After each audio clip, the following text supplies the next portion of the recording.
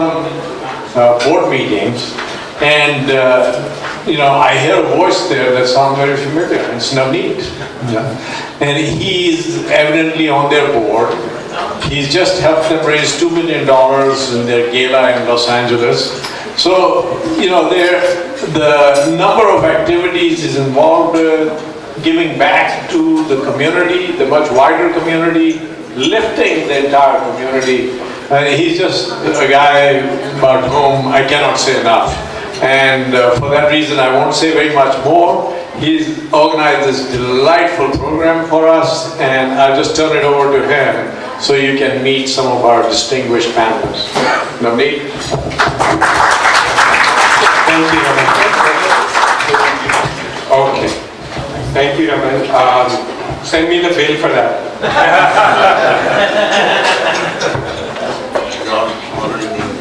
Okay. Good evening, everyone. How is food? Wonderful. Where are the Malhotras? Are they in the room? There's Mr. Malhotra, Mrs. Malhotra, and their son Varun. Thank you. The Malhotras have promised that anytime you do an event at Aequor and utter the word TiE, they'll give you a discount. You know the kind of discount, right? First they charge you more and then... We have a wonderful event planned for you this evening. And I want to welcome our 4 panelists, if you can please come on stage.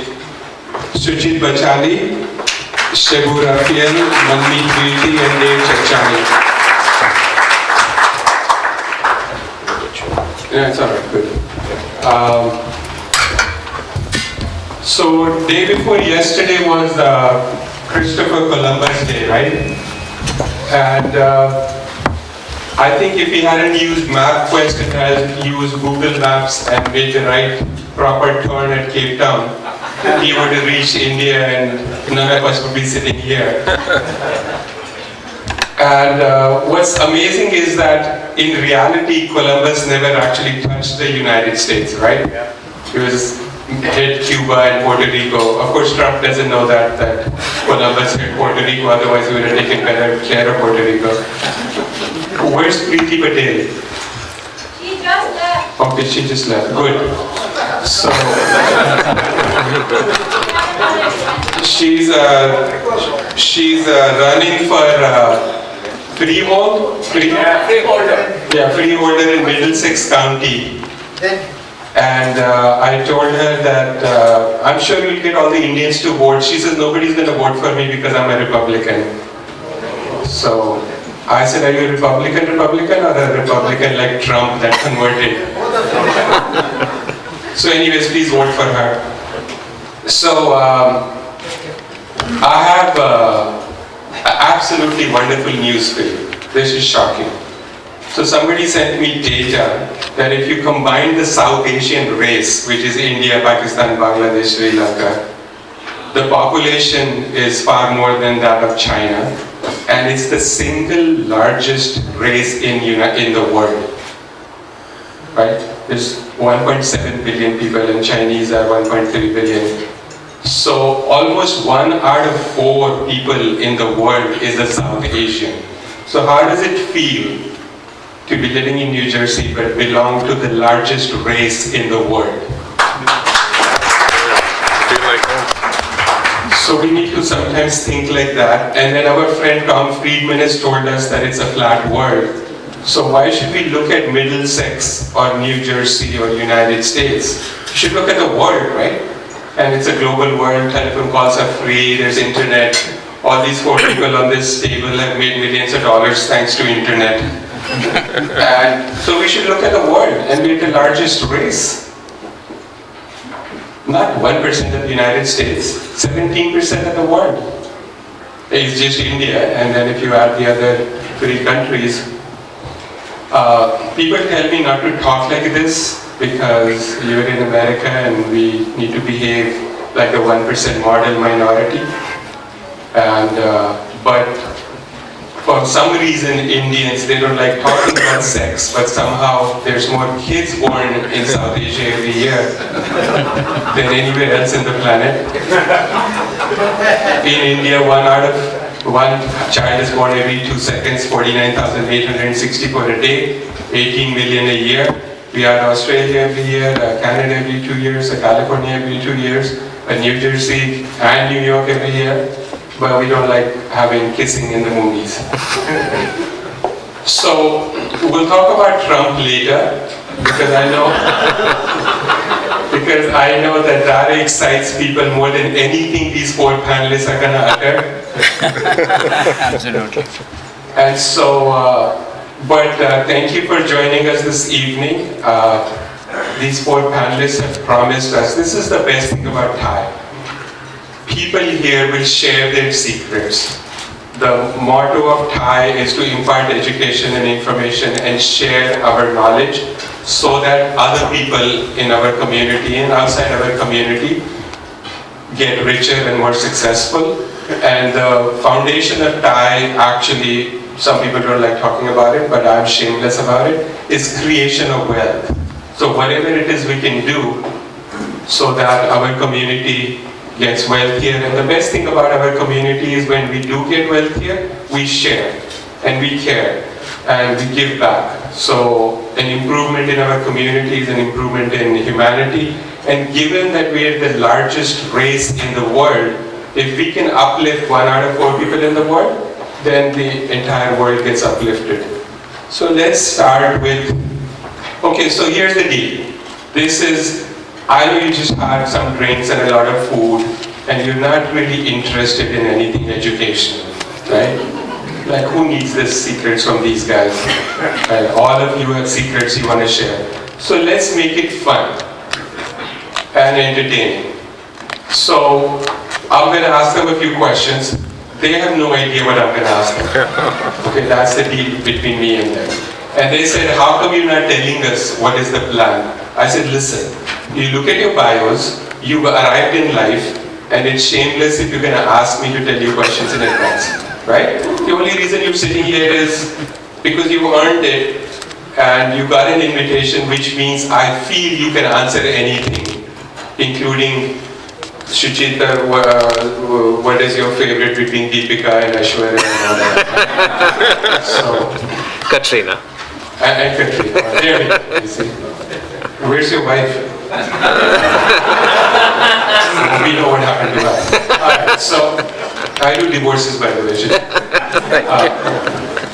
So they don't know. So I'm gonna ask them some questions, gonna surprise them with some questions.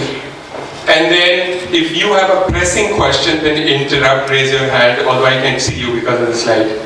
But make some noise, and we will ask your question, or wait till the end and we're going to turn the room over to you and the panel over to you, and you can ask all the questions you want. First question to you. Yes, sir. How did you diversify from attorney business into winemaking? Well, it's all about creation of wealth, right? So I had this winemaker client who wasn't paying my bills. So he fell for it and made a lot of wine for me and sent me an invoice, and I sent him a photocopy of my invoice. That's what's called a liquid asset. Thank you. Alright, so let's get to know these folks a little bit. There's their bios on your table which you haven't read. Which is fine. So I'm just going to ask them a question. First question to all 4 of them is, Suchit, will start with you. And then Dev, and then Shebu, and then Manmeet. And people tell me, and I've done this before, and people tell me, hey, I can't answer this in 30 seconds, but it's amazing. People think they have wonderful lives, and if you ask them to tell us about their life, they think they need 1 hour. No, you don't. So, Suchit, tell us about your life after you were born. Oh boy. Several years of therapy for that. When I was in 12th grade, I went to my dad and I said, I want to be a teacher. I want to be an English teacher. And he said, teaching is a noble profession. Leave it to noble people. You become an engineer. So I said, that's not going to happen because I hate math. So I went into my board exams, and for my math paper, and I still have the mark sheet, I wrote my name and walked out because I thought, well, if I don't pass in math, there's no way he can make me an engineer. So I got 6 out of 150 in math, and to this day, I don't know what I got the 6 for. Like, I just wrote my name. But growing up in India, it was my generation. It was very difficult to want to pursue anything that was non-math or non-engineering or non-medical. My sister is a cardiac anesthesiologist. She is the good one in the family.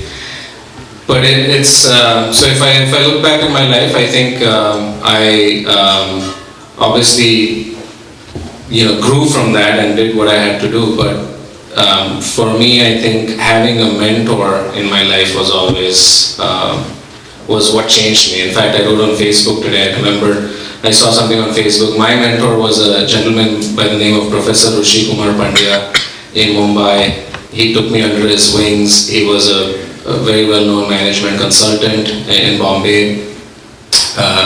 You may not know, but he was married to Pandit Ravi Shankar's first wife, Padma Bhushan Annapurna Devi. So he kind of took me under his wing and taught me everything I know. My first job, after I quit education, my first job was selling pirated software CDs on Lamington Road in Mumbai. And it used to be TiE, pirated TiE software. But every day, for 4 years I did that. And even today when I walk in with my sales guys on a sales call anywhere in the world, I have this old habit of looking at the incoming register because I can tell which of my competitors have been there. So those are the things that I've learned, and my life has been sort of a roller coaster. I've had great days and amazing days and terrible days, but I think it's the determination of the hedgehog that beats the speed of a fox. Dave, you can put the microphone closer to you. Is this okay? You can hear me quite? Okay. So my name is Dev Chanchani, and I've been probably the worst student of anyone up here on this panel. I actually took 15 years to get my bachelor's degree, and that was just a 4-year degree. So that's basically what my educational track record has consisted of. And I never really was interested in school, so I decided that, or not maybe decided, but realized that one way I could get out of studying was by starting companies, which I started at the age of 13. And in my life, I've started 5 businesses. The most recent business was one that I started while I was at college. I dropped out to start an internet company in 1995. And I just had a lot of experience along the way and had a lot of fun, and hope to share some of that experience with you today. Thank you. Thank you. At the age of 15 or 16, there's something that you want to do, and it is always against the mainstream. My father was an engineer, and so he said, why don't you become an engineer? And I promptly said, no, I don't want to be an engineer, right? There's something which is there in that teenage age. So I stumbled into human resources, but it's been a great ride. Been in labor relations, been in OD, been in a lot of other areas in HR, and still loving it. A lot of challenges every day is a new day in HR. But I'm glad I'm there. Thank you. Thank you. My name is Manmeet Virdi. Just as a background, I came to US right out of high school to come did my bachelor's and master's from NJIT. I'm sure a lot of people know NJIT in New Jersey. Continued and eventually did my MBA from Columbia. But important part in the life, the learnings which I got at a very early stage when I came here, did a lot of odd jobs, but what I realized, if I really want to grow in this country, the most important aspect is to have your own business where you can bring your own knowledge, bring your own passion behind it, and you are the master. You can take it wherever you want to the next level. Today, I run a group of companies primarily focused on healthcare and pharmaceutical space, and offices worldwide. With the key is build the right people, right team, and with some key winning strategies. I think everyone in this room can advance and be ahead of all of us together. One thing which I really believe is nobody is as smart as all of us together in this room. So together we can bring a lot of innovations, we can bring a lot of value, and as Mr. Chugh said, as a South Asian, we have the majority, and if we put our minds together, we can definitely be on top of the world. Thank you. Thank you, guys. So if you can pull these microphones, since we're paying for all three, let's use all three. Be true Indian and... Hello. It's not working now. All right, it's not working anymore. So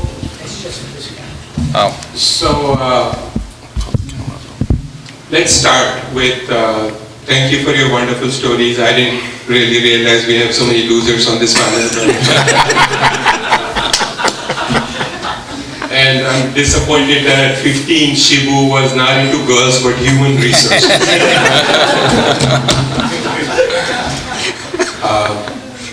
All right, so let's start with the most important part of a business that most small businesses don't pay attention to because we're so busy with our work and making money and servicing customers and coming up with new products and the new technology and the daily challenges, and we forget the 30,000 feet view. We forget that one of the solutions to everything in business is to break it down into three parts: short term, medium term, and long term. What is the solution for tomorrow is not the solution 3 years from now or 5 years from now. And then we get so busy with mundane tasks that one of the most important parts is missing. Big companies and rich companies get it because they have money and they have departments that focus on that. But small business people can't think about it, don't have time, don't have money. And that's to think about long-term goals and strategy.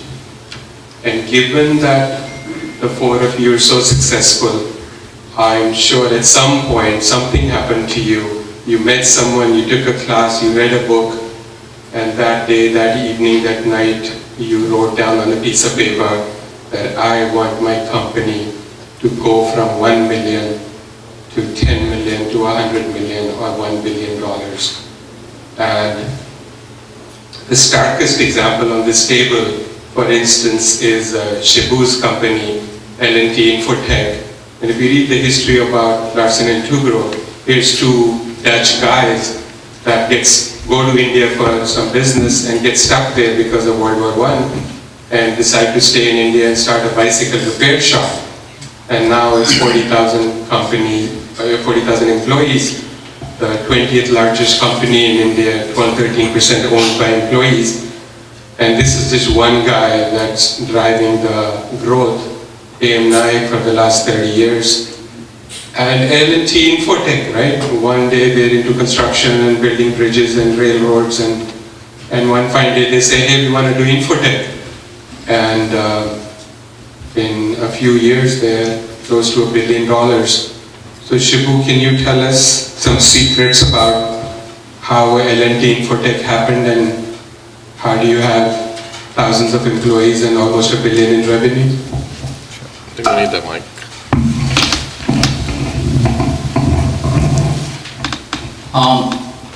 L&T Infotech was an organization which was built because people in L&T Infotech EDP department, long time back, do people remember what is EDP? Yeah. Data processing. Yeah, electronic data processing, right? At that time, they were saying, we want to go to the US because that's what a lot of things are happening there, modern technology and so on and so forth. So it started off as a small division. And then it grew, and we used to send people here. We had a few clients, and they said, this business is good. And it's much more profit making than, your bridges and seaports and airports and so on. And from that journey, it became to what it is today. So it's been a great story. However, I think they have been very clear, like what Navneet mentioned. Our chairman very clearly had a lot of perspective in terms of where the organization is going.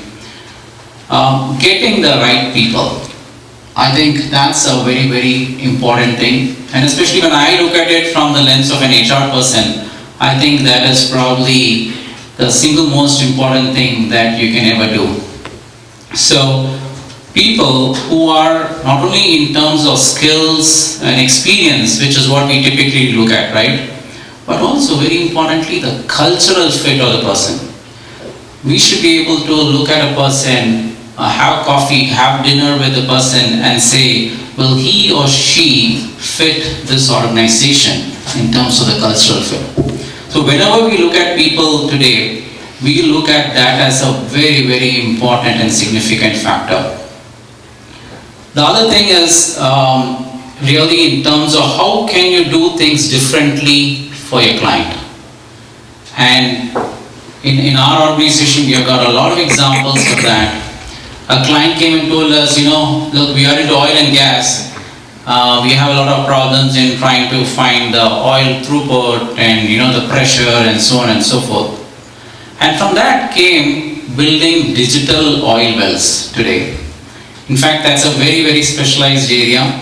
And we are able to monitor for our clients in Houston, in California, what is happening below the ground, hundreds of feet below the ground by just being in one of the IT offices.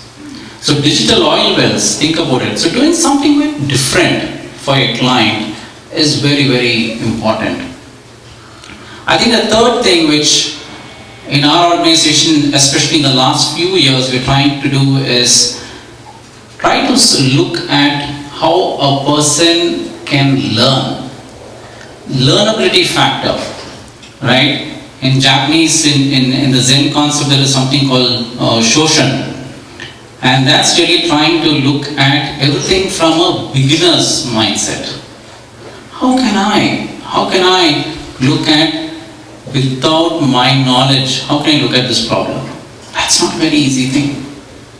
Everyone here in this room is an expert in each and every area.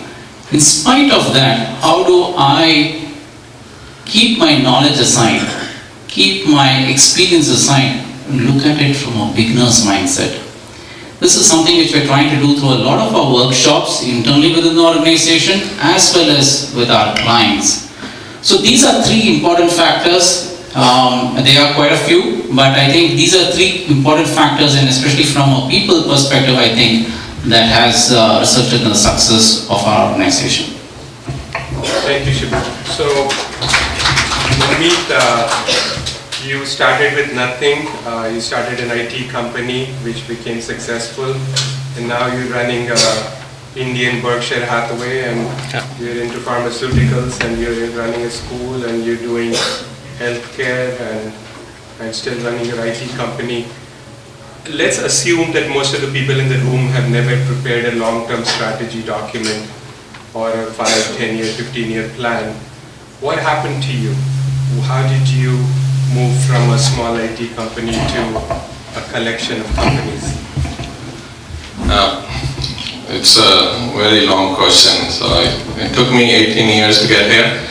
But in a nutshell, I think the important learning over that period was what we call and learn is called a winning strategy. Rather than making a strategy, we started looking at, instead of us bringing those services which we thought the market will take and what the customers will like, we started looking outside, see what was a gap, what is really the customer expectation, how are the trends in the market. I mean, these days, the customer needs are not just dictated by the customer, but it's their surrounding, their end clients, the internet. It could be, if you're looking at the schooling business, The customer in that is not just the student, it's the parent, it's the friends of that student, everyone else who is touching the customer is involved these days in decision making. So when we put together our strategy, we started looking at what will be the winning strategy in terms of identifying the gap, what we as a company can bring as services to our client versus what the client expectation is. Once we identified the gap, it became very easy for us to go out and take our product and services to the client, because those were the things which the client was looking for. And another thing which was very important is we revisit that strategy every often, at least on a yearly basis. There's a formal review within the organization to see what else are the gaps, how is the market affecting our products or services, how else we can better. Because if we do not innovate ourselves, when we do not make those changes very quickly, we have seen in the past, the competition will come right behind us and take that customer away. Is this strategy a written document? It is a written document. It's a very formal written document which we have developed over the years. Maybe at some time we can share with some of the team or the people here. Who wrote it? It was a combination of the model which was delivered, Mr. Wiley out of Columbia, and also there is a professor in Harvard. So there was a collaboration, and as a company we paid for that to get the document out from them initially. And if anybody in the room writes a strategy document for their company, will you review it at no charge? Sure, we can definitely review. We can give some tips. I mean, that's what I can say at this point. Thank you. So, Dave, you started a company on your own. I met you and ran it for 20 years and sold it and made a truckload of money. We're not asking you for any money today, but can you share with us when you started, did you know you want to build it to a certain level, a certain dollar value? Did you know that if you build it to a certain dollar value, you can sell it for X, and then you sold? That's a good question. So let me think about that. I started iNetU as my 5th company, and for some reason I was always certain that iNetU would grow into a big company. In fact, if you listen to my initial goals, I think I failed. Within a year of starting my company, I had 4 employees, and I said this was going to be a $250 million company someday. And from that measure, I failed, and I started my business in 1996. I was headed straight into the .com era, and we raised some angel money, and from my point of view, I thought the company was going to reach $250 million in 10 years. I thought I had unlimited funding to my back, and all of those things ended up falling out from underneath of me when the tech wreck happened in 1999. And I remember sitting there thinking to myself, and it was a lot of panic because we were burning cash. We probably had a few months left before we were going to go bankrupt. And I just started thinking about the business in a different way, that I had to create a company that would endure. And I think from that day forward, I really focused on building a strong company that would endure for an awfully long time. In those days, I don't think I would have thought about selling the company. I thought I would have imagined myself building that company, continuing to build it for many decades to come. Where did that 250 million come from? A dream? It was just a stake I put in the ground. I mean, it seemed like bigger than 250 million seemed like something that was beyond me. I thought that I would never manage to grow a company bigger than 250 million, but that seemed like a good goal. And but then it drove you, right? It gave you focus. There was always a 250 million looking ahead. You have to get there. I think I wanted to build a company that would last. I think 250 million. So part of building a technology company is also staying relevant. So a big part of the $250 million goal was if we were unable to achieve a scale or a relevancy in the market, that we would naturally lose our competitiveness. So one of the dimensions to me having a $250 million goal was me imagining that trajectory would give us a competitiveness and a relevance to the market that something smaller simply would not give us. And that was honestly my biggest mistake as well. I undercapitalized my business for the opportunity that was in front of me. I was a young entrepreneur. I started my company around the age of 21. And I think, it seemed like when I raised $2 million of angel money that was a lot of money, but my competitor Rackspace raised $100 million. And I ended up tracking about 1/50th of their progress for the 20 years I ran the company. We continually remained about 1/50th their size, and ultimately I think that was part of the reason I decided to sell the business is I failed to meet the scale that was required to be competitive in the cloud computing market, which to me it seemed like it was absolutely going to solidify and continue to grow. So I don't know if that answers your question. No, it doesn't, but we gotta move on. So, I'll give you more time. So for the next question, you better have a piece of paper and pen ready because you're never gonna hear wisdom like this the rest of your life. And then tomorrow morning you're gonna wake up and say, hey, what happened? What did he say? So Suchit, I've heard from a bird that you have a wonderful Indian kind of 5B strategy to how you live your life and how you live your business. We're not going to pay you. I hope you didn't pay for dinner, but that's all you get. But can you share with us your wonderful 5B strategy? Oh, sure. There are 5. So we have a large workforce in India. We have a growing workforce in the US, so there's a lot of cultural differences. We have a team in Australia. We have a new office in UK. And so the goal was to sort of bring them together but stay true to our Indian ethos. And so when I look at our core values, I sort of did an exercise with some of my team members in different offices, and I said, what are the things that we see in common in each other? And I made a list of things that were common to all the people that were in the office, people that I had hired, people that had been hired otherwise, but there were 5 things that became very apparent to me. Viveka, Veera, Vijaya, Vidya, and Vinaya. So those are the 5 words that guide everything that we do at Unilog. Viveka is knowing the difference between good and bad and doing the right thing no matter what the cost is. Veera is to come into work fearless, knowing that your voice will be heard, that your opinion matters. Vijaya is to be competitive as hell, to play to win, not play for second place. Vidya is to be curious every day, never tolerate mediocrity and ignorance. And Vinaya is to be humble. So those are the 5 things, and I look around all of my co-workers and it's not something that we brought from the outside and said, these are the 5 values that are aspirational. Those are just the least common denominators of all Unilog employees. And to me, that was what motivates me and makes me want to go into work every day. All right, thank you. Some of you didn't get one of the V's down, but we will put it up. You can't hear me? Yeah, you need a, okay. I think you need a mic. All right. Okay, so let's move from strategy to, we want to share secrets of hyper business growth. Obviously, after strategy, the most important thing is sales and marketing.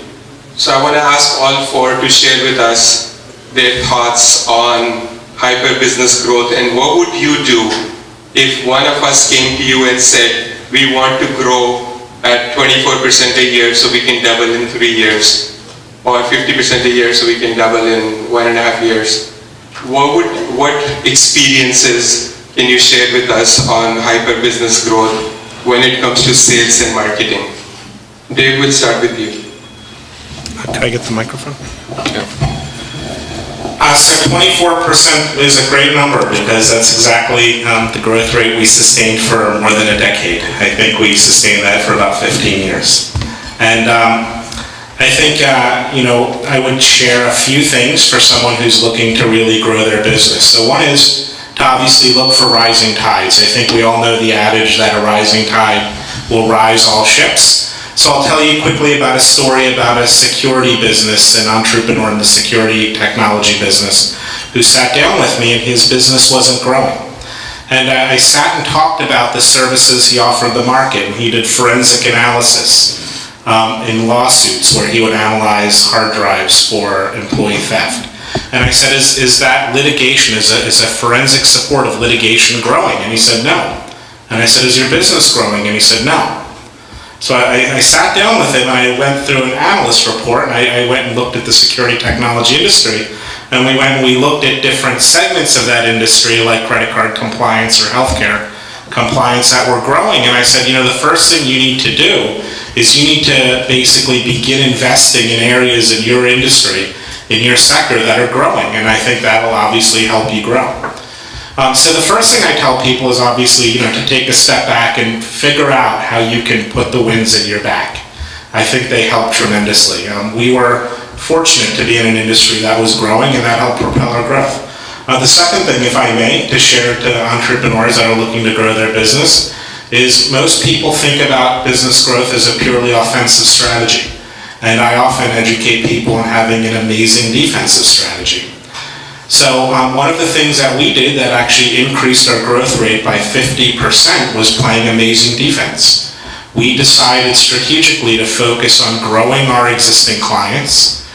We decided to focus on not losing clients, and it became a stated goal to never lose a client for service.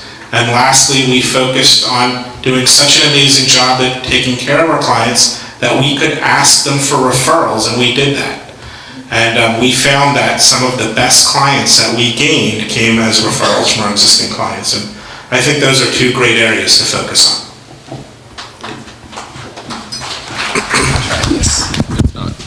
Is it getting feedback? Let me see if this works. How about we pass that and we give you this one? And that way we share. Yeah. Does that one work? No, that's a tasty one. Is this work? Okay, I have to go close. All right, let's try it. Can you hear me now? Okay. So, Dave, what's that defensive strategy? What does that mean? Basically by, if you think about offense, that means going out and getting, fresh new business. This is someone that is not doing business with you. And the way I think of a defensive strategy is by looking at your existing client base and making sure you're not losing clients, because that can increase your growth rate by keeping your clients. Obviously, for every client that you lose, you have to gain another client just to tread water. So by not losing that client, you're actually increasing your growth rate. The second thing is if you can have a service, and this again goes back to the rising tide, where people can consume more of your service every year, and by taking great care of your clients, they want to spend more with you, you can grow your existing clients. And then lastly, by doing a great job of taking care of your clients, building a culture of customer service and customer satisfaction, you can actually ask your clients and say, do you know someone else that can benefit from what we do? And we found oftentimes our clients were perfectly willing to make that introduction because they had confidence in that introduction. And that increased our growth by 50%. I mean, half of our growth came from playing good defense. And I have to give credit to one of the members of my team who actually was the first to really articulate this, because it really did have a substantial impact on our ability to grow the company. Suchit, what's your plan to grow, and what percentage growth is part of your plan, and how do you plan to achieve it from a sales and marketing point of view? Yeah, that's working, but this one is. We've had 7 years of significant growth. Last year, March 31st, we grew our SaaS revenue 78%. So that's crazy even by our standards. I'll give you a cynical view on what I think is required sometimes for growth. And this is from a product company. We're one of the few software product companies out of India that have done reasonably well. And the one thing I learned very quickly was that and I say this with take it as you will, but a well-marketed product will any day beat a technically superior product.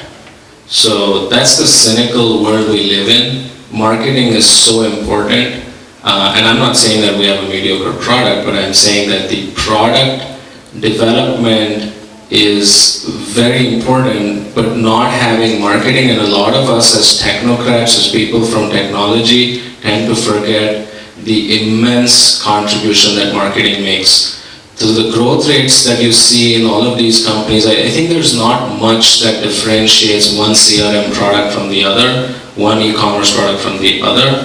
It's the marketing. It's the marketing, it's the messaging, it's the entire energy that they build around it. And that's something that's very important. That's unfortunately also very capital intensive, but that's in software. It doesn't have to be in all industry sectors. But I would say focus on marketing and make sure that you have the right message going out to customers and to influencers. Manmeet, secrets of sales and marketing? There's no secret, everyone knows how to grow, but we have consistently grown. Part of our reason was we made our mission to grow 25% year on year. We have done many years of double growth, doubled our company, and it became very simple. Again, coming back to the strategy, that we focused ourselves on building our core set of services. We did not go out and add additional services, rather put all the energy and effort in making sure we expanded our core deliveries, core services to our clients within the industry. That has helped us get a lot more referrals back from our customer. It has helped us what it used to take many months to deliver a service in now minutes and days. And because of the timeliness and the quality, we have managed to grab the revenue which we were losing every year. So I believe focusing on your core services is very important. That also has helped us as we went out inorganically, started looking at the market to see how we can acquire some of these services. Because we knew our businesses, because we figured out what services will benefit the market, and we were very strategically aligned to one set of service, and we have gone and done 7 acquisitions that have multiplied our growth to where we are as a company. So Shebu, as you know, in the litigation world, employment issues are very prevalent because a lot of us are in the service industry. And in the employment arena, the most lawsuits we face is when salespeople file lawsuits against our clients. For some reason, there is higher litigation amongst the sales group of employees, also because their commissions are not paid, or mostly it's because of bad hires. And I keep telling my clients that be careful when you hire salespeople, because when you put in an ad for a salesperson, what person responds? Somebody who's not very good. Good salespeople don't leave their employment. So Shebu, how do you hire good salespeople? That's a great question, and I think everybody knows that you need to get great sales talent through the doors of your organization. They really make the organization, they are the engine of the organization, and they would take the organization to great heights. But that's actually not my point. My point is something which Navneet referred to. Don't hire when you're not sure. And when I say that, this is of course with a lot of experience. The 16 years I've been in the US. So if you hire talent which does not work out for you, that's a bigger drain on the organization, as well as acts as a brake to the organization's growth strategy, litigation, and things like that. So I think that's a very important thing, that when in doubt, don't hire. I think that's something which people like me in the HR profession have learned the hard way, and I'm sure many of you would have also experienced that in your own work. I think the other key thing here is that when you hire people, try to get from your network of people, network of your sales leaders or your personal network and so on and so forth. That has a great advantage, because a known person, you bring in the person, you know what the positives are, negatives are of that person even before he comes in through your doors. So a referral through your network is, I think, a great source for recruitment, and will always stand you in good stead in the medium and the long term. Okay, keep the microphone, Shebu. By a show of hands, raise your hand if your company has an HR person. Okay, maybe 15% of the room. So I have a lot of small, medium-sized clients, and I'll go meet with them. And some of them are service companies, and I'll ask my client, so who's head of HR? And 90% of the time, the answer is my spouse. And you're a service company, you don't have any assets, you don't have any business, you're not making biscuits, you don't have any widgets, machinery, your employees are the only asset you have, and you don't have head of HR. Can you imagine if you were a manufacturing company and you don't have head of plant and equipment, head of production, head of cleaning the machinery? So what do you do, Shebu? What's your advice to 85% of the room that's working in an organization without head of HR? What are we supposed to do? One is, of course, hire me. But I really think that, a lot of organizations say that, people are my biggest asset and so on and so forth. But are we really doing justice to that if we are not taking people who can bring in great talent, manage them, even manage their exits well, and take care of them, and essentially create a great culture within the organization?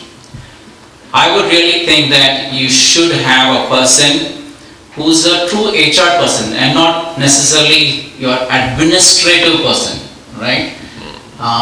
And really HR has moved a long way, has gone a long way from being an administrative or a payroll related type of function. True HR is really understanding people, bringing great talent, nurturing them, creating programs, how we can sustain them. And in a small organization, it's really, really important to have the same thing. Because unless you start investing in an HR person, you will really not become the large company that you want to be. That's my suggestion and advice to you. All right. So I have rapid fire 3 questions. I'm only going to ask one person on these 3 topics. They'll be done with HR, finance, EQ, and personal. And then after these 3 questions, I'll turn them loose onto you. So finance. So Manmeet, how do you run 6 companies, and do you have one finance department, or you have a finance department for each one? And what is the biggest role of a CFO in your organization?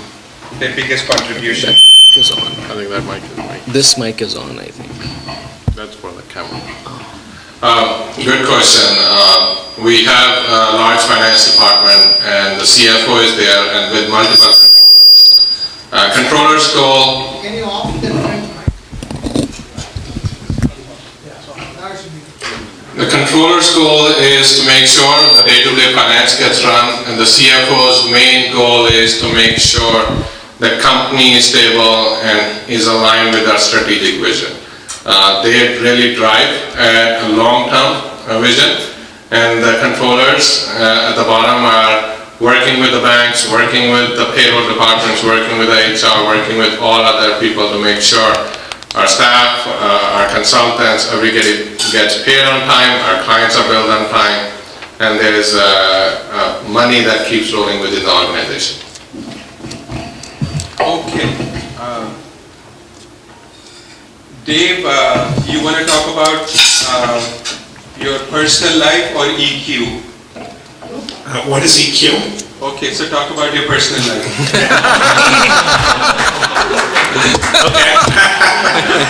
So my personal life, I think it's important to, obviously have a personal life that's going to support you being at your best when you work. And things that I used to do when I was really growing a business, I mean, it was often very stressful. We were in a 24/7 business. Our people were always in high demand, and frankly, if my business went offline for a day or more, I would have probably lost the entire business. So I think what you do personally, I used to exercise, I used to hike, I used to do a lot of things that would give me time to reflect, but take me away from kind of the hustle and bustle of things, and that was something that would give me good reflection. I think another thing personally that I always really focused on was education. I think as we grow a company, it's important to focus on growing yourself. I mean, ultimately, if you're not capable of doing more, you're ultimately going to be the fundamental bottleneck in your company. So I was a big, avid listener of audiobooks. I was a big proponent of doing executive education. I mean, I started by doing 2-day executive classes at MIT and ultimately ended up doing a 3-year executive program at HBS. I think constantly educating myself gave me also new ways to think about my business. And I think it's also important to surround yourself with a friend circle that is, so being an entrepreneur out of college, I didn't really have any peer group. Most of my friends weren't even managing at their companies, let alone running a business. And it was important for me to get a peer group that, could just enjoy hanging out with me just as me and not see me as a business owner or someone who could give them advice, but really just enjoyed spending time with me. And I think it's really important to foster all of those things to grow your business. Right, so Dave, let's talk about racism. So why is it that in the white culture or the Caucasian or the American culture, it's okay for you to join a YPO and have a board of advisors and meet once a month and talk about your personal problems and business problems, and all of you help and advise each other? Why can't we do this in the South Asian community? I think there's a little bit of a cultural difference in that the South Asian community is almost a little too deferent to our elders. I think that a lot of people listen a little too much to their parents and are less willing to go out and form a strong peer group to help them grow. And it's something that I've seen a lot, and I think, something that I've personally struggled with is that I think the Asian culture, you just kind of have your paternal figure and that's who guides you in business. And I think in the Western culture, people are more willing to have a peer group and to have influence from outside. Okay, Suchit, so in the 90s, Daniel Goleman wrote this book called Emotional Intelligence, basically looked at why is it that two twins, one of them is very successful and rich and educated and informed, and the other one's kind of a loser. But both of them have the same IQ, and he wrote this whole PhD, his whole philosophy was on why and research, and he wrote the book Emotional Intelligence, which caught on like crazy, and he's written many other books, and it's one of the most favorite things to talk about, that it's actually not your IQ, like the IQ Trump has challenged Tillerson for an IQ test. And maybe his IQ is higher, but certainly his emotional quotient, emotional intelligence is maybe not as high as Tillerson's. And so, Suchit, have you found that do you have a higher EQ than most people, or how do you instill a higher emotional intelligence score in your employees? Yeah, I just want to touch just before that on the issue of South Asians not being able to share in different forums. I had the opportunity to listen to Sheena Iyengar a couple of weeks ago at the Indiaspora Forum. She gave a keynote. It was titled Log Kya Kahenge. She was born blind in a family, but for the first 13 years of her life, her family made it look like she was sighted. and she knew exactly how to walk around the house and the Gurudwara and the temple, and because the family was, and this is in the US, and they were very worried about, log kya kahenge. And I think that that's a cultural thing, that we have to shed our ability to speak openly and the burden of the secrets that we carry. I'm part of a Vistage group, for example. We meet once a month. I have 18 phenomenal CEOs in that group, and it's sort of like a therapy session. And we go out there, whether it's my personal situation with my separation, or whether it's my business, or whatever's going on, we just bare our souls, and it's a very cathartic experience. And I would encourage each one of you to find a group or a peer group or friends within, trusted group of peers that you could do that with. With regards to emotional intelligence, or I think as a leader, our primary job is to inspire. And the minute you walk into the door, people are looking at you. Employees are looking at you. If you're angry, if you're worried, if you're tense, if you're stressed, it's going to rub everyone. That energy is going to flow.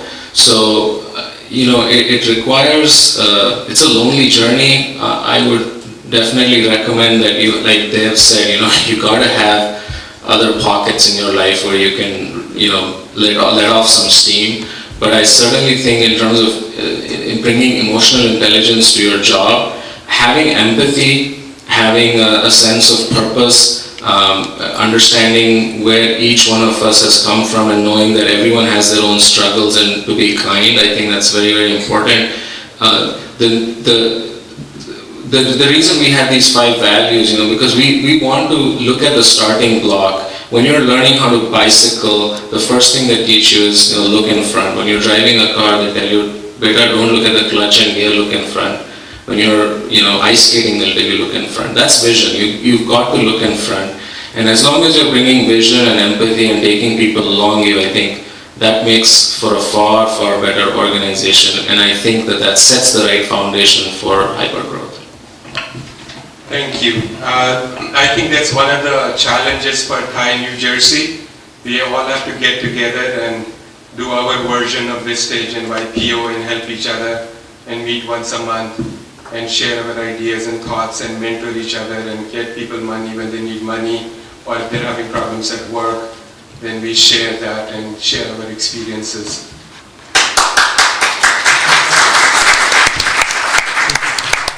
Okay, so I know all of you have questions, so this is your time. McKinsey and Bain and all these companies charge $10,000 an hour and $1 million for a strategic plan, and they will give you the wisdom that you can now for the next few minutes get it for free. So we're all in this together. There's no stupid question. Don't be ashamed, because when you ask a stupid question, afterwards you're going to meet somebody in the bathroom and that person's going to say to you, hey, I'm glad you asked that question because I wanted to ask that too, but I didn't have the guts. So please, all yours. Yes, sir. Question to Shebu. The major challenge for a growing company, small, medium-sized company. Can you give a mic? Sure. Thank you. Here you go.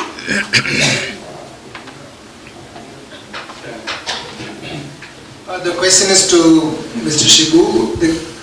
The major challenge for a small or a growing company is to get a proper or a competent sales marketing person. First, the challenge is to get the resume. The second is to convince him about our vision and make him join and then grow with the company. The point I am trying to make is the availability of the people itself is so difficult, hard. And then you try to make some assumptions and bring somebody on board. Whether it delivers or not is another big question. The entire field of getting those people is a very frustrating one. The scene will be different for a company like L&T. So what is your suggestion for growing companies like us and ours? Okay, thanks Raj. I think one of the key things here is how can you understand what you really want in that person, right? Many times we say, okay, we need a salesperson, we need a marketing person and so on. But what sort of a person do you really want to bring into the organization? That is key. See, for example, there could be something very important that I was saying at LTI that we do is we really understand whether the person will be a good cultural fit into the organization, right? So if you have that very, very clear, I think your pool of candidates might be much bigger. For example, even the people whom you try to network with, that could be a great source.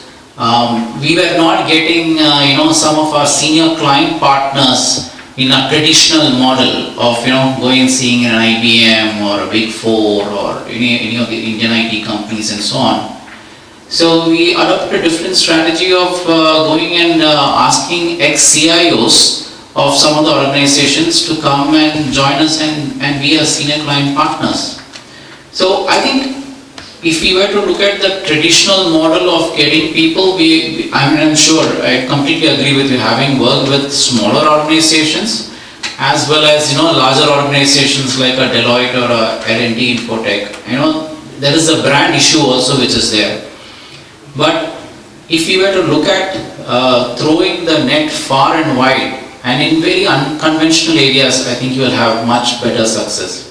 Before that, my suggestion is to really have a clear idea of what is the type of person you want to bring in. At the end of the day, a lot of it is all about risks also. Like what you rightly said, getting a person interested, getting him through the door, ensuring that he is motivated, ensuring he will be successful. All of those have got risks at the end of the day. But how do we minimize it and get a right person on board is the challenge. Okay, thank you, Raj.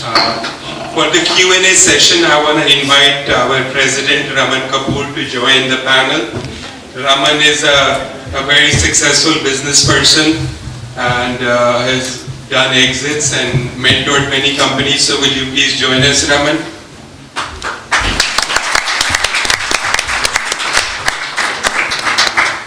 All right, sir. What's your name? Vinny Mahajan. Okay, yeah, Vinny. Thank you, gentlemen. My name is Vinny Mahajan. I'm a business broker. So my question to Dave. So you said like high tide. Everybody takes advantage of high tide. So what we want to know, how did you survive in the low tide? That's number one. And number two, if somebody else want to answer, it's easy to grow by acquisition. So we want to hear outside acquisition, how to grow. Okay, so great questions. To survive a low tide, I think a couple of things. One is many people can get overly exuberant in the high tide and end up spending all the money that comes in on business initiatives. I think it's very important to always be building your strategic cash reserves.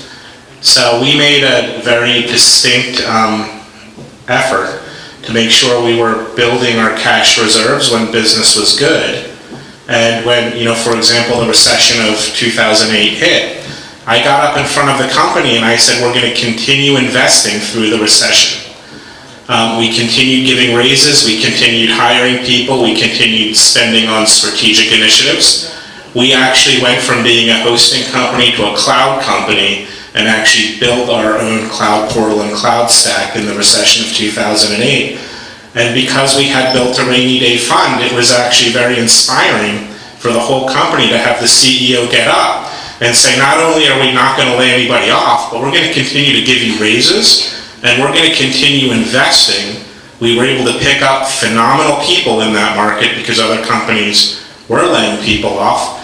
And we actually had done some of our most amazing work in the recession of 2008, 2009. So I think, to kind of be able to put something in the bank during a good day and be able to spend it during a rainy day is super important and can get neglected.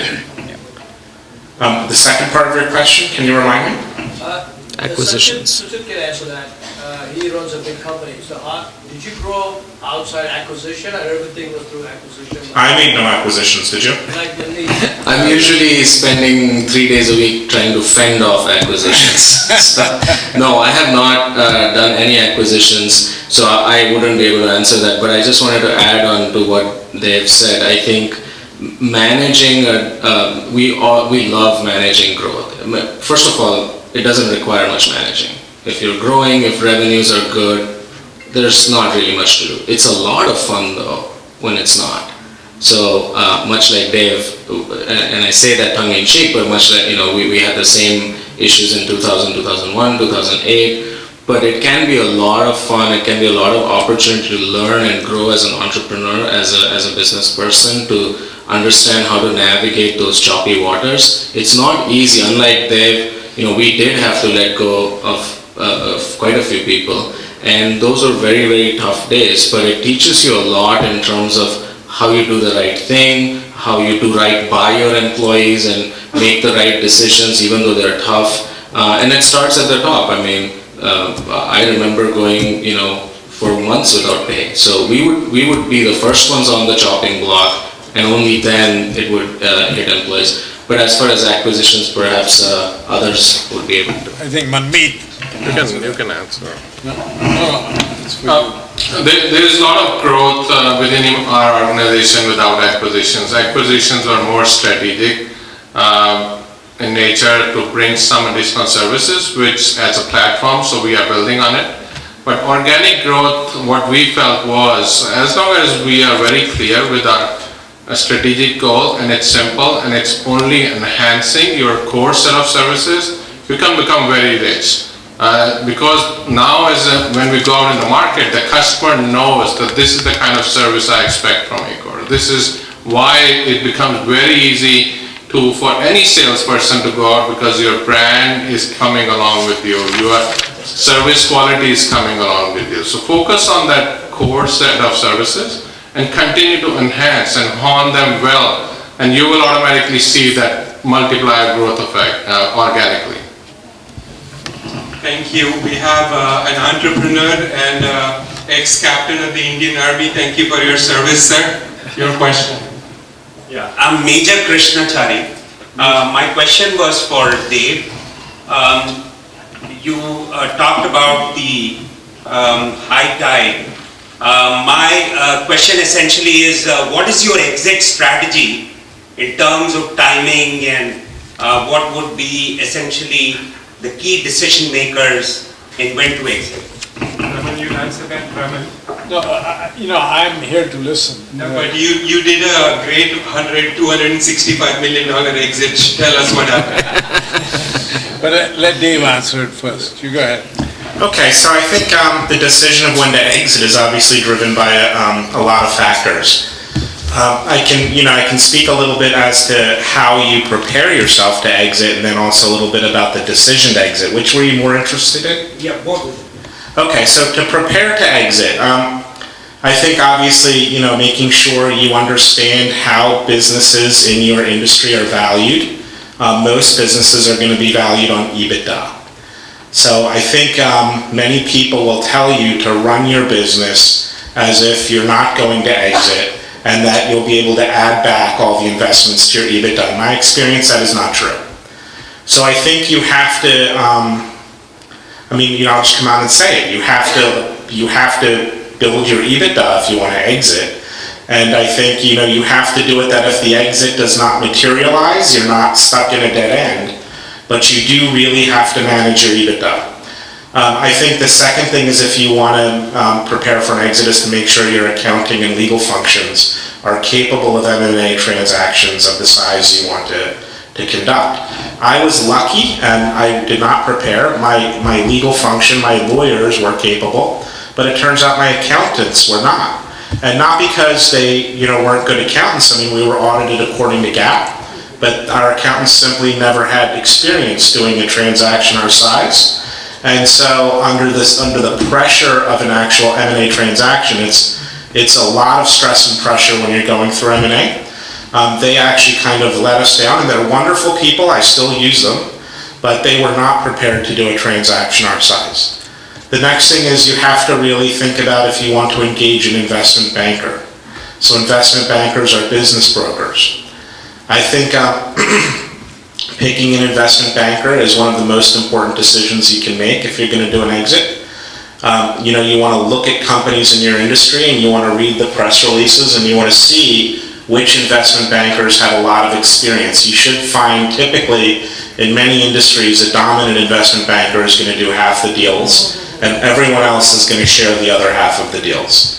So I think picking the best investment banker that you can get, and never for one moment think that investment banker works for you. They're going to do a lot more business with the potential buyers of your business than they're ever going to do with you. So you have to make sure you manage your conversations, your emotions. Sometimes you want to manage them to be more upset with your investment banker. But you want to make sure that investment banker is someone who's going to work for you, but never forget that they're going to do more deals with the buyers than they're going to do with you. So I think those are some of the key issues to think about. The decision for me to exit was one of competitiveness. As I was looking to the future, we had built our own data centers, our own servers, and our own cloud. And we were looking at the evolution of Amazon Web Services and Microsoft Azure. And, we said to ourselves, if we were going to start this business today, we would not be in the data center and server business, but instead leveraging these public clouds. And that business model for us was a significantly worse business model. So, I think when I looked at the margins I would have, the way that my business would be affected, I made the decision that it was time to exit. I thought, for the shareholders, for the employees, for the clients, that it was time for us to combine forces with someone bigger and try and reach a larger scale. And that's a big decision and a very personal decision, and one that I think requires a lot of forethought. I'll turn it over to someone who's got more experience. Well, I don't know. Yeah. I don't know whether I have more experience, but I'll add a couple of points to that. One is the market condition, because that really determines whether your business is sellable or not, and that there are cycles to that. The second, another consideration is what will it take to go to the next level, to scale to the next level, and whether you have the resources to do that. And I think Dave suggested that. But one other item that I would add to it is who you take money from, because your investors are your partners in that decision. And particularly if you take money from an institutional investor, their funds have a life, whether it is 5 years, 7 years, 10 years, whatever that lifespan of their fund is. And it's really critical that you take a look at, what is that fund that's investing, what is their remaining life? Because if their remaining life is 3 years, they have a 10-year runway, and you're in year 7. Not a good choice for somebody to go with. And particularly if they're raising a new fund, and you happen to be doing very well, they would rather, if they can show that they've got 5x on their money, they'd rather get you to that point where you sell, just so that it'll help them raise their next fund. Then they are in looking at what's good for you and for your business.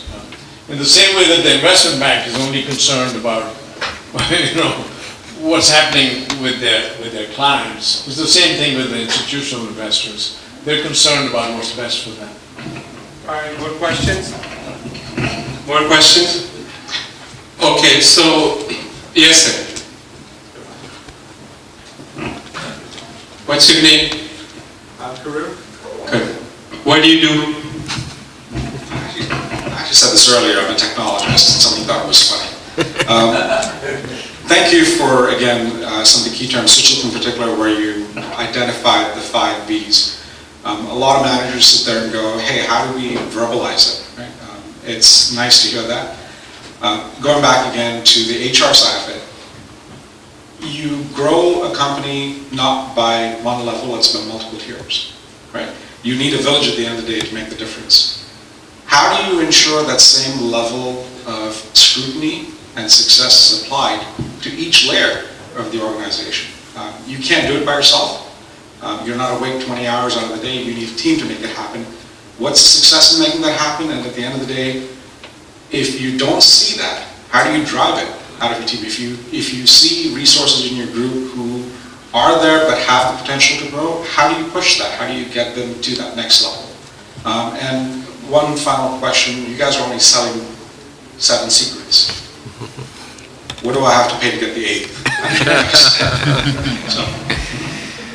8th is the next TiE session next month, but go ahead. So yes, you're right.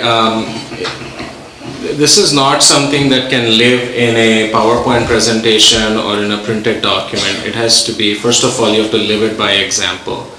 And that's why I say I think the biggest role that an entrepreneur CEO, even a professional CEO plays is to inspire people.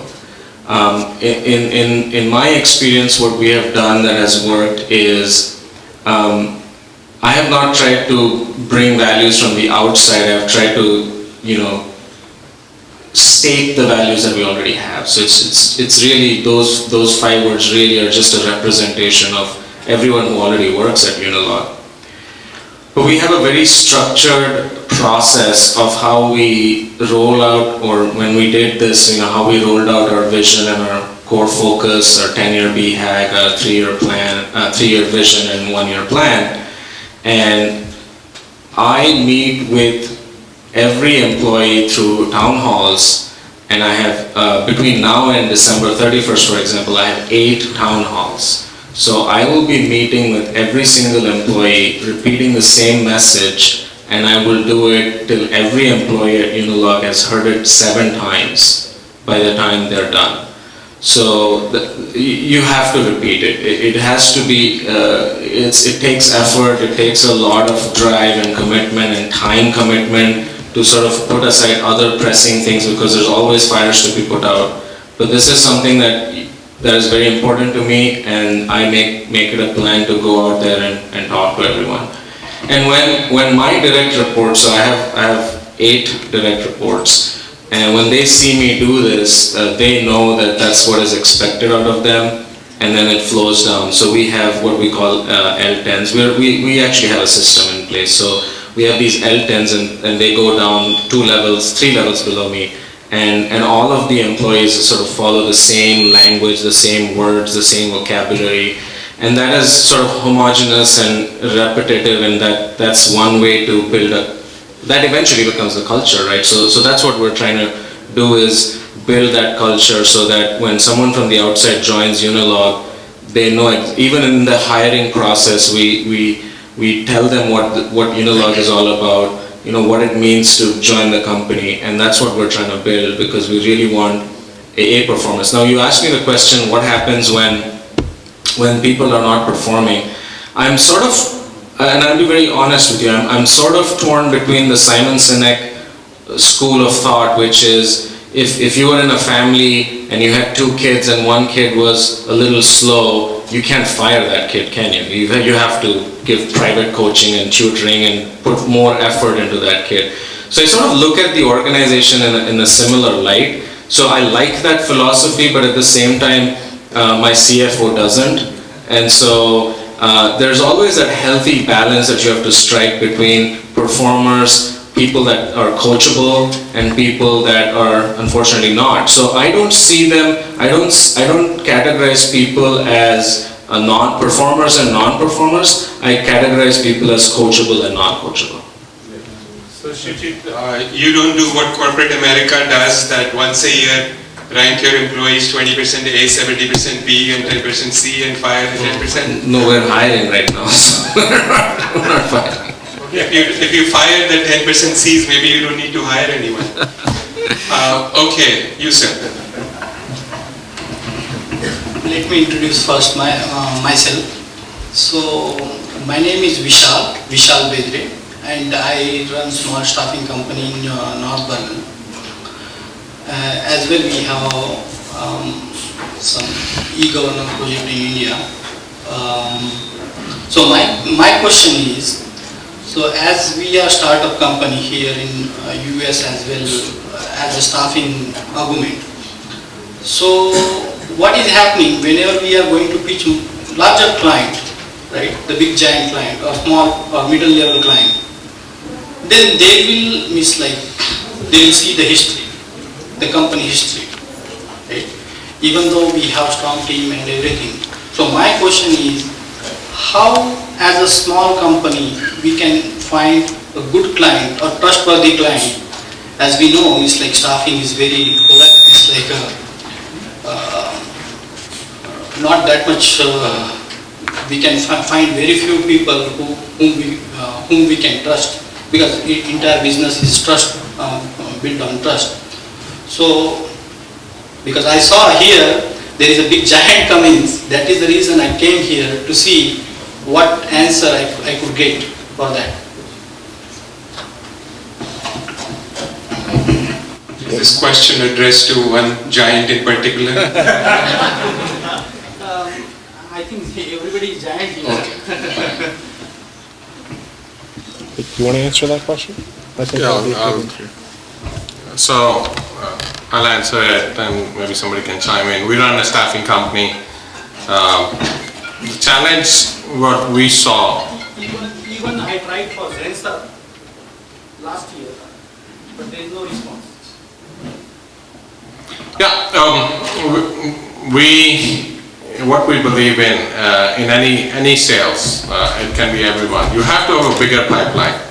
It's a funnel effect, right? You put 1,000 people, eventually one will come in. If you put 10, nobody's coming out. So that's one thing which you need to remember. So your pipeline is not rich enough. You need to continue to build. You need to not just work with few clients. You need to open your horizon, look for every kind of company that can utilize your core set of staffing services. And that's where the opportunity will start flowing quickly down and trickling down, where you'll build the revenue. Other important, I think somebody else touched earlier, is the sales people.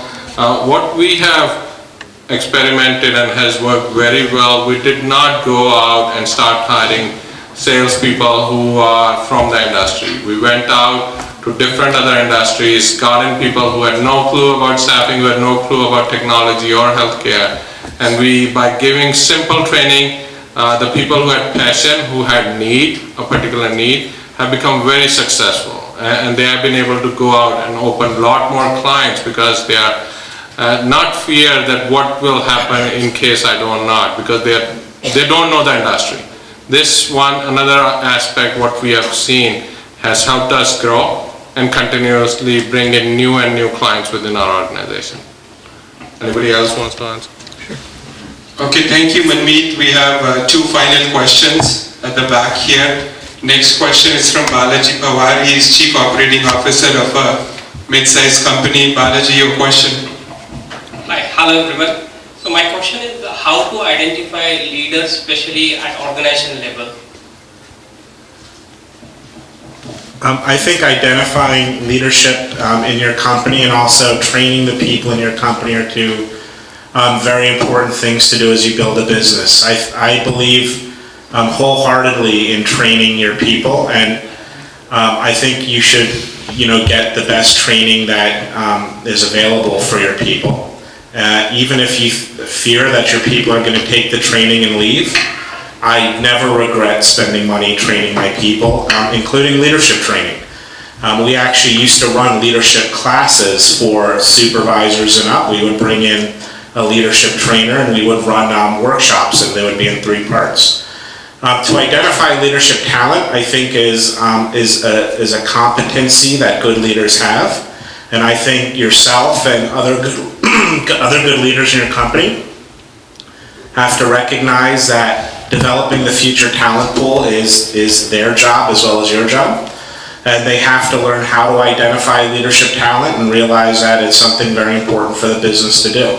I think that good leaders can absolutely identify good leadership talent, and I think it's really important to just have everyone recognize that if you're not developing your future talent pool, it is impossible to grow. So developing and training, making sure your management team understands that developing the future leaders is part of their job and something that you look at them to do and make sure that they are doing for them to continue to serve in their roles as an important function in your company.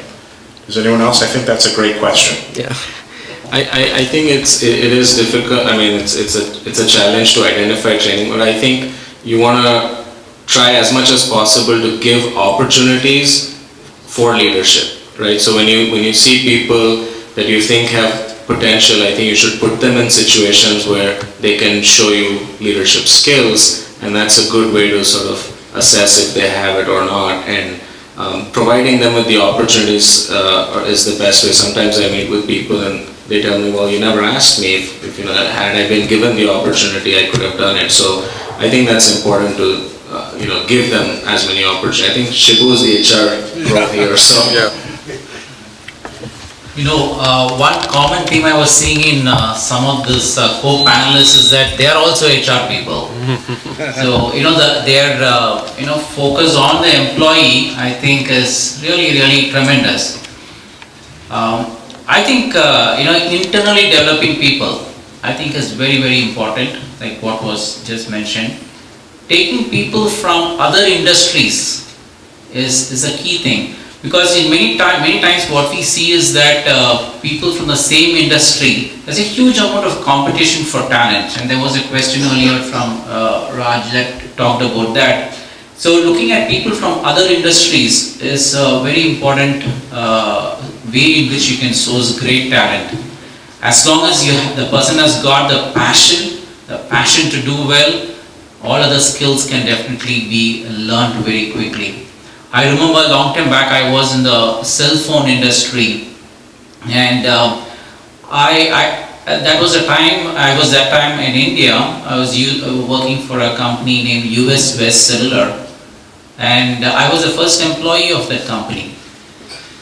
I didn't know where to go and get RF engineers, and because it was the first time the cell phone industry came into being in India. And the place where we went ultimately to source great talent was the Indian Army. The Indian Army has got radio frequency departments and teams, and we went out and got some great talent. And even today you can see some of the best telecom experts in India are majors and colonels from the Indian Army. So hiring from another industry could be a great idea to get good talent. Manmeet, you had something to say? I think just to add, another example is one of our senior sales vice president. She did not come from our industry. She came from the retail background. She was a manager of a retail store, and when we saw and interviewed it, there was a passion.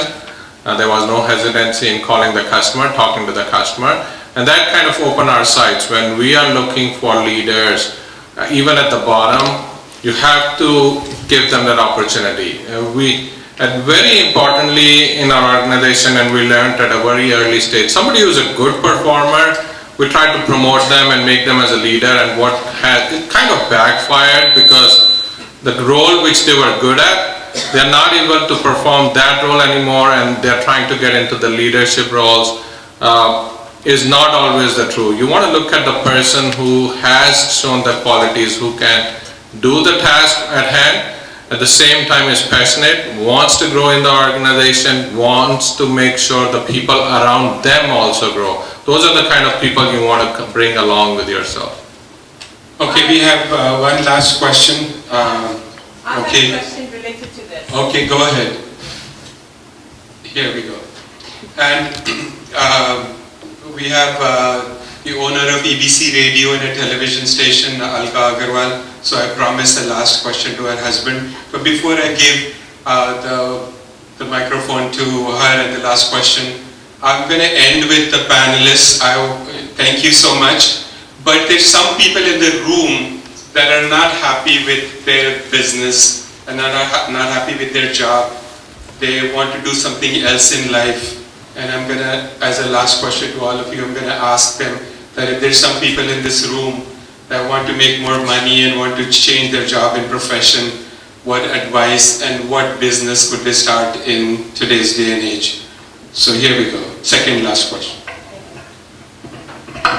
The question is, I have worked for, I still do corporate America at Microsoft and SAP background. Huge political environment comes up when leadership is shown at a lower level. There are people who are at higher level like VPs, they feel threatened and insecure with leadership shown at a lower level employee, and it is killed. As a CEO or owner of the company, how do you handle that? Thank you, I can see the smile. I'd be happy to send you a recording of a Unilog annual day, and I say this at every public forum.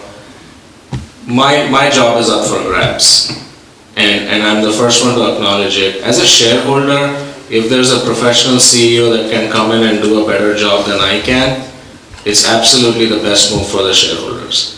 So I think setting the tone in terms of saying that, look, it's a true meritocracy, that the job is not because of your last name or because of your, relationship to the founding family. I think that's very important to establish, and it has to come from the top. Again, I've always maintained that, and I mean it sincerely, I'd love to be able to not do this every day and have someone else do it for me. Till I find the right person, I'll still do it. I'm passionate about it, but it has to be someone better than me. So they have to be inspirational. But knowing the fact that you are replaceable, you want to step aside for fresh talent. Everyone's done it. Bill Gates did it. Steve Jobs did it. Everyone's done it, and that's the only way a company can survive beyond one generation. South India, like in India, there was no private radio station, so we were the first one to start in 1999. And I never realized one of the things you said, how to grow the business, is through defense. We didn't grow the business big time, but we survived because of defense. And something happened to our radio station recently, and then we realized. And now I know how to grow, which I was missing, a lot of things. But one thing I want to ask you about defense is, if, I give you an example, there is a client, since 1999, he is paying me every month same. I never asked for increase, our check used to come. And it was help. So I used to get since 17 years. He came to know of this problem, because this problem you cannot hide. So anybody who knows EBC, they know there was a problem. So he knew that. So once I came out of that problem, it was like sort of blackmail. He knows this is the time I need more money. He said, oh, he cannot pay that much, he will pay half. Now, what should I do in this case? It's like a blackmail. Should I let him go or take that half the money he's giving? That's it, my question. Thank you. I'll answer that question in a few parts. I think the first thing is to know your priorities. And many times in business, to be successful, you have to be crystal clear on your priorities. So I would ask you, is your priority today's cash flow or building tomorrow's business? Building tomorrow's business, and I didn't like it. We always did business straightforward. I didn't do it. Then you let that client go. Your priority is crystal clear. Yeah. Have courage and let that client go. I had a very similar situation. So sitting in America, our client was MSN India. And we hosted the entire MSN India platform out of America. And I won't go into the nature of the story, but they obviously were not paying their bill and we shut them down. I had to go to India to get fired by them. But I think having courage in those situations is very important.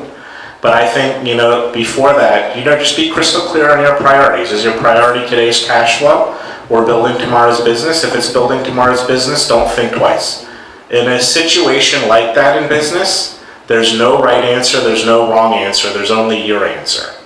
And I think as leaders, those are the decisions that are ours to make based on our unique circumstances. And whenever I'm talking to an entrepreneur, I say just be crystal clear about your priorities. It'll help you make those tough decisions. Okay folks, new business, new idea, new profession, what would you do tomorrow? What's your advice to people in the room? Raman, healthcare business, what can if I want to do something in healthcare starting tomorrow, where's the opportunity? We'll start with Suchit and then go to Raman. I'm unfortunately in a state in my business where I don't have time to look at other businesses and opportunities, so I really don't know what's hot and what's not. I guess anything that you have subject matter expertise in would be a good starting place. So something that you know, something that's in your domain, something that you feel confident that you can, someone can pull the wool over your eyes. I think that's a good place to start. I would always feel uncomfortable getting into a business that I didn't understand. Dave, who's going to make money in the future? Well, I think, if you want to look at rising tides, look at trends that are emerging. I think, whether you want to pick autonomous vehicles or whether you want to pick drone technology, whether you want to pick robotic automation, whether you want to pick, experiential, the new wave of, people wanting experiences when they go out and eat and starting a restaurant. I really believe one of the most important things is to just look at trends and pick something that, even if you perform mediocrely or poorly, you'll still win, is actually a great bet. And probably one of the few smart decisions that I made was just getting into a good industry. The second thing is, obviously I get the fortune to talk to a lot of entrepreneurs. And so if someone really wants to make a shift, learn a lesson from the Vikings. When they landed in a new place, they would burn their ships. And I think that level of commitment is an imperative. I see so many entrepreneurs that want to do something on a part-time basis. I can tell you on one hand how many of them succeeded, and I won't put up any fingers. So I think it's imperative that if you want to do something different, that you have a level of commitment and fortitude to do it. Good luck. Shebu, what kind of company can I start tomorrow and grow that L&T would buy me? I think it's really a company which has got a very specific service which is untapped by the market today or will be used by the market tomorrow. And if we have that, we ourselves are in the market for a lot of acquisitions, and some of them obviously the right ones are overpriced, as is the situation every time, but we are really interested in organizations which have got a unique service to give. Manmeet, you have 6 companies, Warren Buffett has 84. God put a gun to your head and said you have to start a 7th one tomorrow. What would you do? I think we are very bullish on the healthcare market with a growing aging population, and the kind of financial people in the room, they can tell the amount of money that's going to come out in the market as the people start retiring is tremendous. So anything we do with the healthcare, with this aging population, I think for next few years will be a success. How about an Indian funeral home? That could be. I mean, we supported some funeral homes. That's a big PE firms invested into it. Especially in New Jersey, there's a big demand.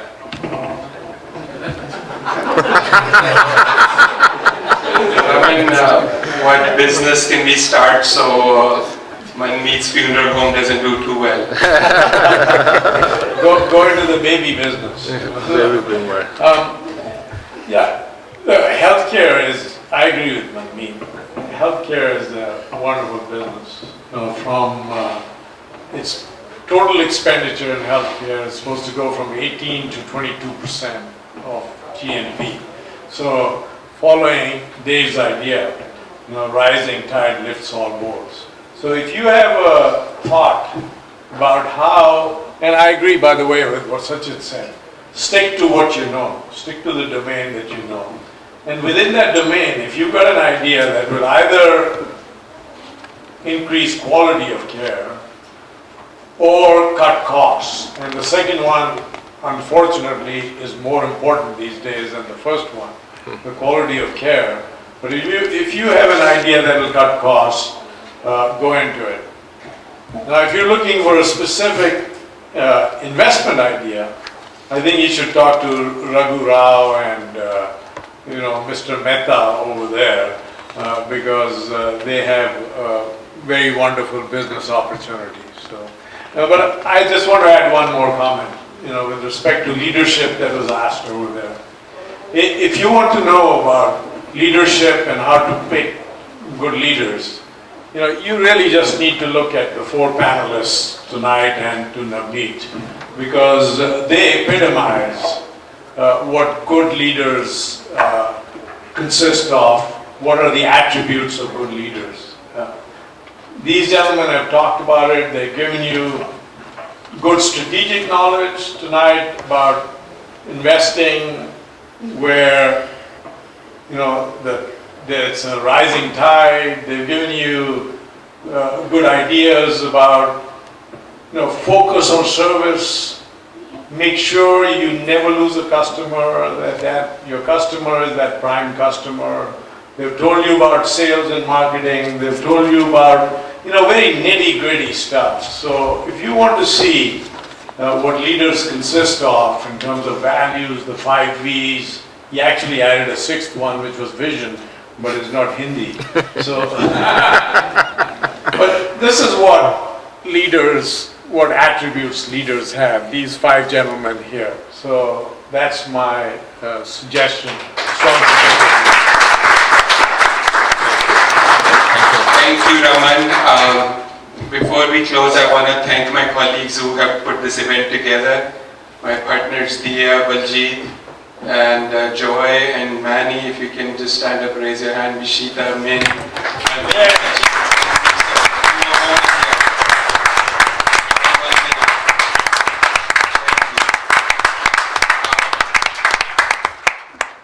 Navneet, we have a question for you. Yes. What makes you so successful? Give us your secrets.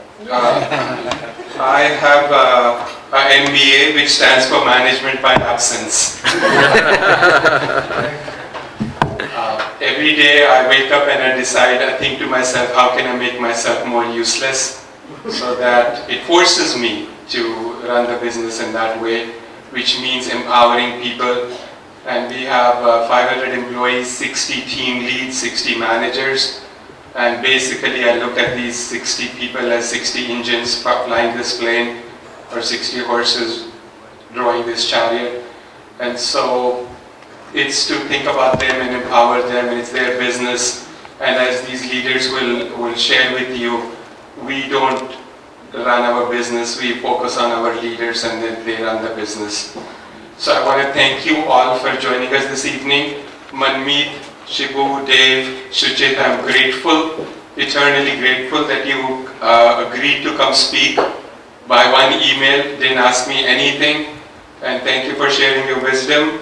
And please keep coming again, and hopefully we'll all see you at the next TiE event. But I will let the president of TiE New Jersey, Raman, who by the way is very humble, but he's eternally successful, has a bachelor's degree from Columbia, MBA from Columbia, and has helped many businesses become very successful and very successful exits. Can I request you to come here, Raman, and please give a little token of our gratefulness to our speakers. Thank you.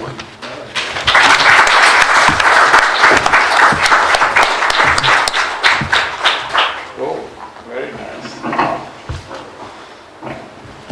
Look, I've already thanked them for their wonderful contributions, so I'll just call them out one by one and hand this wonderful plaque to them, which says, TiE New Jersey, in collaboration with Chugh LLP, sincerely thanks first person Suchit Bachalli for his exceptional participation. So, this is a little wet, thanks to Navneet has blessed it.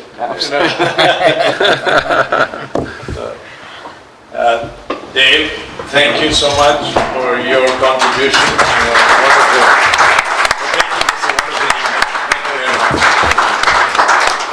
Very good.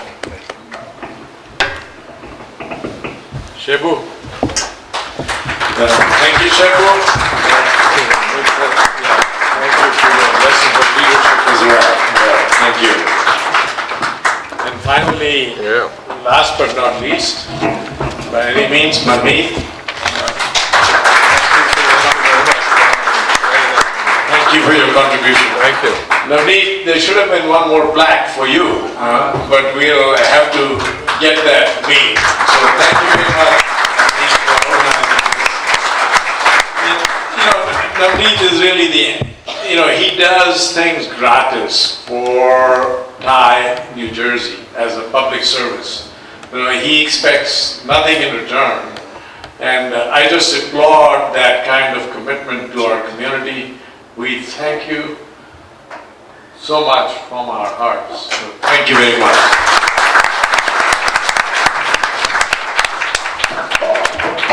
Thank you. Super.